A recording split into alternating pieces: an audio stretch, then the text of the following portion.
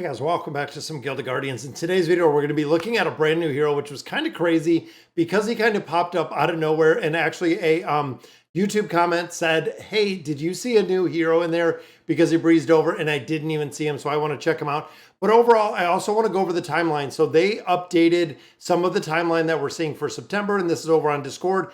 Frostmire was September 25th. It has moved to October 16th. Guild bosses. That is right, guys. When it comes to the guild, there are guild bosses that are going to be rolling out on September 25th. So we only have a couple more days and guild bosses will be here. Guild crafting and guild artifacts now rolled out to September 25th. I believe with the guild bosses, the guild artifacts are going to roll out as well at that same time frame. Then, of course, Gruff's Vault, which we've been waiting for forever, has a target date of October 2nd. So it is coming pretty soon. Make sure you're farming everything. Make sure you got your Guardians ready because we know the guild bosses are coming. Now, funny enough, again, like I said, we were in a video, went through, and they said, did you notice in the Guardian decks that there is a hero in there? I checked through Discord. I looked at a couple different places, and there is a legendary Guardian in here. And if you haven't noticed, it is right here, Mayu or Amio, Mayu. So this is a warrior ape. And again, it's a hero that we haven't seen. I haven't heard anything announced about it. Haven't really seen anything at all. It's a Generation 1 hero, so I don't know if they're released yet or when this hero is being released, but I kind of had a question mark when I seen the comment, did you see the new legendary hero that's in there? And I did not at all. So much of Mayu history remains a mystery, but one thing's for sure, he is haunted by whatever happened to him and often refuses to speak of the great war that ended his kind. So he is the last one. As a guardian, he fights with a great ancestral wisdom and promises to never let himself or those he cares about be vulnerable to evil again. Now you'll notice strength-based warrior keeper. So interesting. Keepers seem to be very, very dominant in this game. And then he is Terra. So going hand in hand with our other Terra warrior, which of course Karuk works incredibly well. Looking at the abilities here, increases lifesteal by 20%. So this is going to be passive, just having Cell Division unlocked. Active splits into 2 entities. The Splint clone can split again when the energy is full with a maximum of 3 times. So you can have a bunch of clones of this hero up. Clones only use a basic attack, but retain the passive, which of course is the lifesteal. Clones take 200% extra damage, all the way down to 110% extra damage. So if you have him actually ulting, and I wonder even in a case where, let's say you have Grizel following him, if you can get him to split a lot, this could be pretty broken when you're thinking of a boss that can only attack one target, or even not on him specifically, not killing the clones out.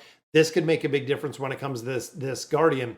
Now, Spiral Energy, again, there is a passive and an active part of these skills that we have here. When fighting in the jungle or forest terrain, attack is increased by 20%. Very situational with the Guardian.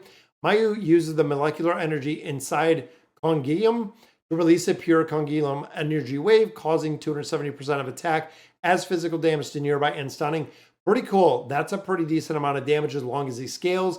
And there is also a crowd control aspect in there, which makes him viable for a lot more content because, of course, crowd control, when you start getting into the formations, even getting through endless mode, the stun will make a big difference. Now we get into the Harmony of Humba. So again, a passive and an active part to this. In a battle, when the first HP reduced to 75% or 25%, the HM3 DNA fused device is automatically activated, which recovers 3% of health every 10 seconds. So he has a heal in there based on when your HP first is reduced, so when he's taking damage. Then, of course, the active part uses the ancient power of the Great Humda Waterfall and Neon Nuclea plant to release a glowing stream of water and light, dealing damage as physical to enemies and healing all allies 220% of the attack. That is pretty big. That is a big, big basis right here. Level 5 damage and HP recovery increased to 300% of attack. That again is very high. So if you're stacking attack on this hero, even though he's a warrior, but definitely a damage dealer, has some crowd control, also has a very, very big heal, which could be super beneficial. And the Bulibi shell reduces damage taken in battle by 10%. After being attacked 10 times, activates the shell that reflects 40% of damage and increases the attack speed by 40%. Don't know if this is going to go on and roll off onto the clones, how that is going to work. But damage reduction, as you can see right there, reduced damage taken by 30%. 10 attacks, he's going to reflect damage back. Now, of course, we see this right now with Cyrus and with the exclusive item that he has to be able to reflect damage in there. This might make a big difference. And of course, looking at the ability to reflect some of the damage when you scale like in endless mode, or when they scale when you're actually getting up there in the boss rush, this might make a big difference to reflect damage. And again, I don't know if any of these are going to be copied onto our cell division, onto these clones with any of the skills and abilities. This says just basic attack, so I'm assuming that it is just the basic attack. Now, I kind of went through the rest of the heroes down here, because usually when we see a legendary, just like we've seen with getting our copies of JD, and of course right here to Mayu, we see an elite hero, and I didn't see any of the Generation 1 elite heroes. I'm not super familiar with them though. So if there was another Generation 1 elite, now this of course was the new one that came in conjunction with JD, but if there was another Guardian elite that was in here, I unfortunately did not pick it up, didn't see it. Again, I'm not too familiar with the elite heroes overall, because I don't use any of them. So unfortunately, we don't use a lot of them. Some we did buy, some we got. Now, summon-wise, this is another part in the shop. We did pick up, of course, the calling crystals out of here. Now, a lot of players are saying that if you bought this in here, when you go to Erie Store, when you connect your wallet in Erie Store, unfortunately, you cannot buy it again. There were a lot of discounted packs that came over. So I want to hop over. I want to see exactly what Erie Store looks like. So let's take a look at it. All right, guys, so here we are in Erie Store. Now, I did have to collect my wallet. You can see that it says your balance is right there. Once I connected my wallet, these offers did pop up. Now, looking at these guys, when you look at the USDC, remember that is kind of pegged to the dollar. So this is the $1 offer. This is the $10 offer. This is the $50 offer. But when you look at what they're giving you right here for $9.99 or 281 Guild of Guardian tokens, you're getting 30 right there, which is kind of crazy. And you can also see in the bottom here that you can only get one of these. Now, this is going to be a massive, massive Guardian bundle, because if you have the ability to drop essentially $10 in USDC, and then from that, you get some of our Guardians that are available right now, that is going to be huge. Now, in addition, guys, when you look at getting essentially 2,000 of our Radiant Souls out of each legendary hero that we're sacrificing, which means they run about $10 each. So you're talking 15,000 Radiant Souls, 20,000 in here to build up not only the enlightenment, but the radiance that they do have in there.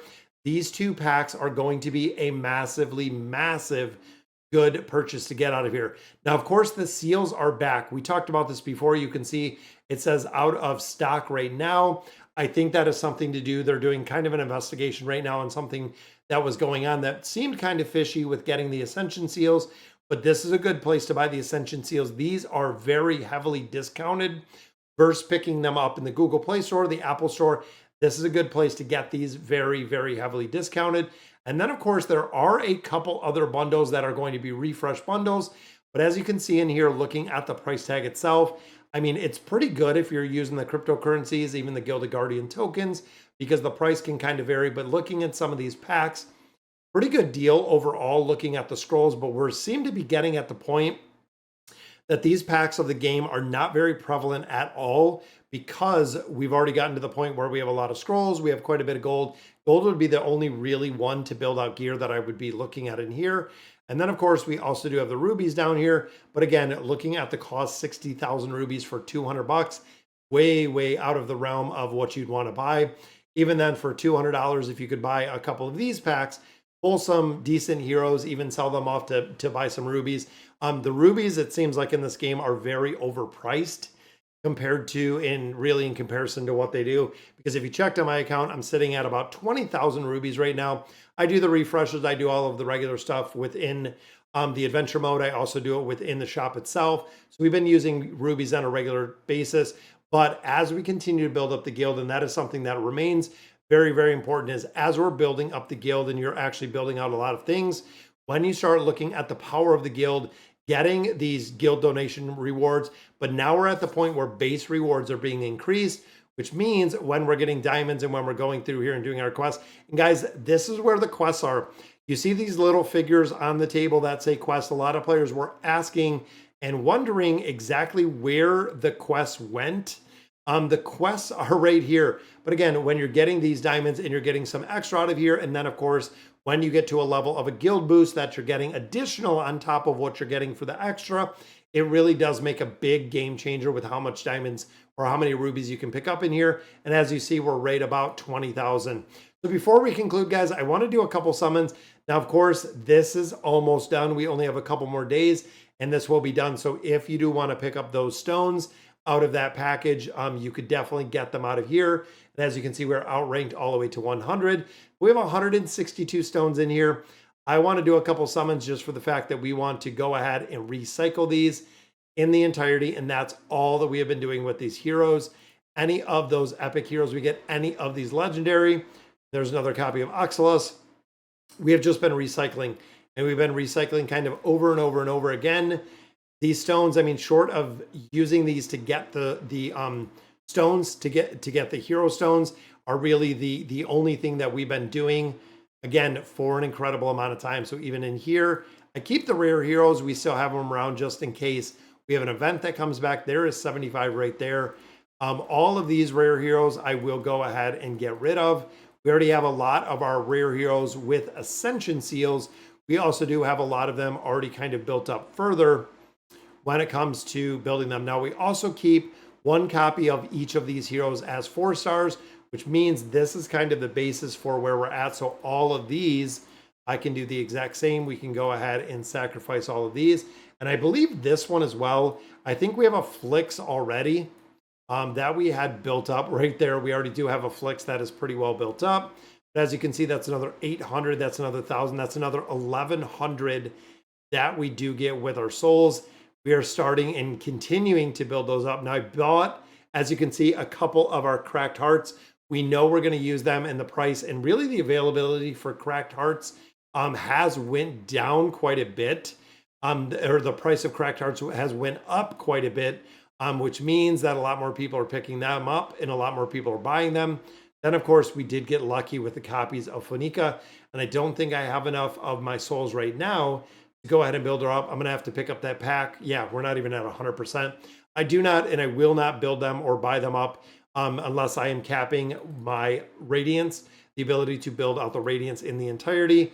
So definitely want to build that out. Again, here, Radiance is super, super expensive if we're not using a Radiant Guardian in here. And since this one is not a Radiant Guardian, we don't have the ability, and I don't think we have any more of our seals either. We're gonna have to wait and pick up some Ascension seals again when they figure out what's going on with the shop. That way we can continue to build them out. But all right, guys, so that is gonna do it for today's video. Let me know in the comments what you guys think, and as always, thank you guys for watching.